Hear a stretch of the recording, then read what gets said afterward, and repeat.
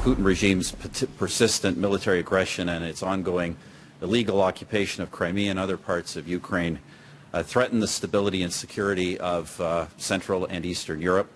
I'm announcing today that Canadian Army soldiers will take part in military exercises in Poland as part of NATO reassurance measures. Let's go right now to Boris Zilberman in Washington, Deputy Director of Congressional Relations for the Foundation for Defense of Democracies. Boris, let's talk about Ukraine moving in on one of the cities in eastern Ukraine with some military force here. Good move, bad move? Well, I think what you've seen as a result of the move is two serious escalations. One in the town you mentioned, Slavansk, where you saw two Ukrainian helicopters being shot down by what appears to be surface-to-air missiles that are probably connected to Russian special forces moving across the border one way or another. And the other escalation you've seen is the clashes, serious clashes that have taken place today in the major city of Odessa, farther west on the Black Sea, where you've seen close to 38 people dead. Many of those pro-Russian protesters. Would it have been better for Ukraine as a whole to sit back and wait for the presidential elections to come and go before taking some sort of military action in the east? I think honestly it's probably a lose-lose proposition. If they've waited, Putin will further destabilize more cities in the east and continue undermining the Kiev government. Going in, there's a chance of provoking further action from the Russian military with the 40,000 troops that are on the border. So it's a very fine line that they're walking with any decision that they make, whether to go forward with the military operation or to hold back and let Putin undermine their sovereignty.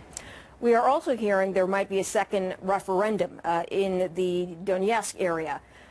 Is there a foregone conclusion here for Vladimir Putin, meaning there are other areas he is going to take in the east, it's just a matter of time? I think he's been very clear, and the rhetoric that you see coming out of the Kremlin today, they've called for a UN Security Council meeting. I think you'll see them lay out some of these issues. They've already said that the Geneva Agreement is dead, and they're, even though at the same time calling on Kiev to abide by the Geneva Agreement, they themselves have said that it is functionally dead. But other places to watch are not just eastern Ukraine, but the breakaway region of Moldova. The Deputy Prime Minister of Russia, who's been sanctioned, is actually going to be spending Victory Day there. So it's not just eastern Ukraine, but it's parts of Moldova, and you can see this spreading beyond just the few cities we've seen in eastern Ukraine. So, Boris, do you think the sanctions are working at all? Russia now being in a recession, and if they are working towards the right end?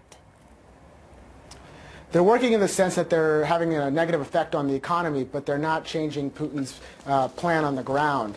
He's got a game plan that he's playing out, and it does not seem that the sanctions at the moment are having an effect. That being said, the president today announced that the line is moving from further sanctions being done if they invade to them undermining the Ukrainian elections. So they will be looking at sectoral sanctions coming down the pipe now sooner than the administration had said previously. All right, Boris Zilberman joining us from Washington, Foundation for Defense of Democracies. Boris, thank you. Thank you very much.